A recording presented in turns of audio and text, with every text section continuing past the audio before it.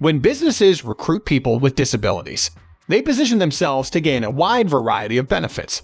It's possible that these workers are exceptional problem solvers who also have attendance and productivity records that are above average at their place of employment.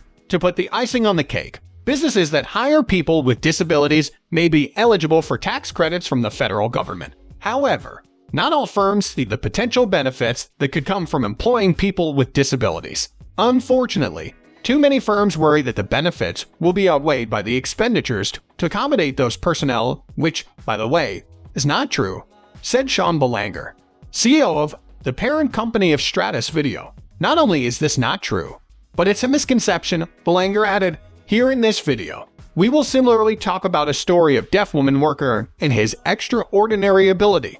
The video is going to be very interesting, so make sure you stuck at end. Before we continue to our video, make sure to smash the like button, subscribe to our channel, and hit the bell icon to never miss any of our future uploads. Now let's get started.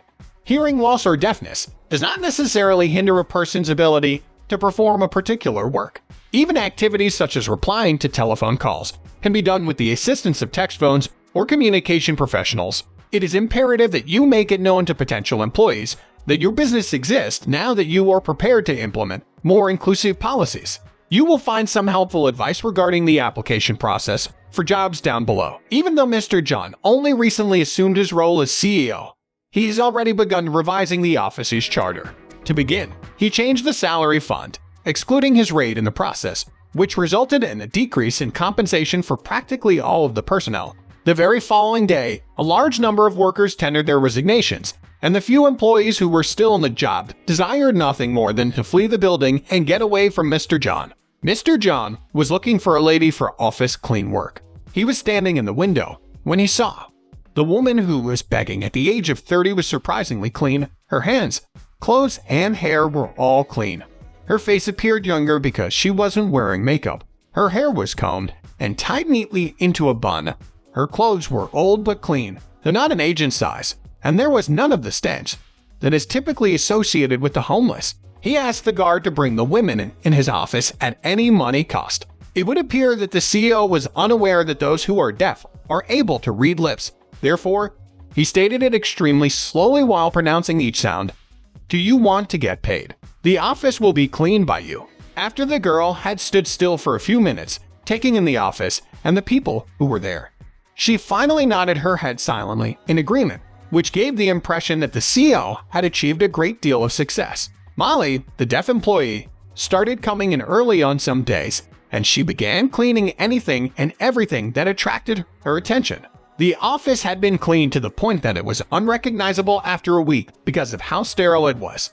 But this did little to win over the workers because they were already satisfied with the conditions. The poor deaf girl was completely oblivious to the snarky banter that was going on behind her back from nearly every employee, but they all indulged in it. After the embedded CEO started firing staff members one by one on what seemed like a daily basis, the department's performance took a plunge and hasn't recovered since. Actually, he was of strange behavior and was never ever satisfied by work of any employee. His coworkers plotted behind his back to inform him that soon he would be the only one in the entire office. They were successful in their plan because the owner of the company was unhappy with how rapidly the location had gone bankrupt. He increased the number of trips he made to the location, bringing checks with him each time in an effort to correct the problem. On the other hand, if Mr. John were to stroll up, he would very literally scare the workers into silence with his intimidating presence. Every single time he showed there, this course of events would play out when Mr. Lewis, the owner of the company, was in the middle of one of his meetings. He came upon an unusually well-written business growth plan, which took him by surprise. He glanced over the document rapidly and then looked up at Mr. John with a shocked expression. Mr. John averted his gaze in a humble manner and said, "I worked very hard. I didn't sleep for several nights, and I was confident that you would love it." The proprietor expressed interest in the material, and Mr. John responded by saying, "I was confident that you would appreciate it."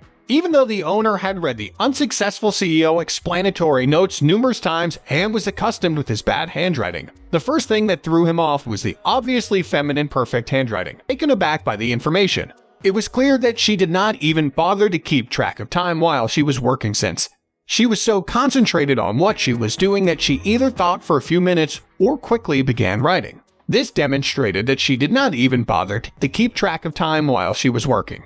In the meantime, the young woman drew graphs with the ease and swiftness of someone who has spent her entire life engaged in the activity. She seemed to have mastered the skill over the course of her entire life. After viewing all this, Mr. Louis called off the Molly, and he came to know the whole story. The deaf maid hailed from a low-income family, but she had a strong desire to learn throughout her life. As a result, she would do her schoolwork even when her parents were drinking and plotting drunken brawls next door. She began to sneak her way into an abandoned house near their apartment in the 3rd grade and continued to labor there until she graduated high school. Smith was a year older when she met with him in the university corridor. They fell in love instantly. He came from a wealthy family, and the wealthy were strongly opposed to having a bright but poor daughter-in-law. However, the young couple's feelings were so strong that Smith proposed to the girl, saying that he wanted to be with her for the rest of his life. The girl accepted his proposal, and the young couple has been together ever since. A setting characterized by love and tranquility. Then suddenly on a trip, both of them got a car accident in which Smith died, and Molly lost her hearing power. Since then, she lives alone with her pets in a small house and works like a maid to make her bread and butter. But still, she is expert in the economics. Owner was pleased to hear all this and glad to see the qualities of a deaf person. Mr. Louis immediately expelled out Mr. Johns because many faithful and expert workers were no more in company due to him. He hired Molly, a CEO, to see all the details of work and for further excellent graphs. The engagement of the couple was made public within a short period of time. Now, Molly moved into Mr. Louis's house to begin a new chapter of her life. Both of them led extremely happy lives, and Molly is an excellent graph maker for the company. She soon became pregnant with Mr. Smith's son, and right about the time she was ready to give birth, she regained the ability to hear. The lives of the couple are untroubled as a result. This teaches us that we shouldn't always judge a book by its cover, which translates to the idea that the outward appearance of a person is irrelevant if they are amazing on the inside.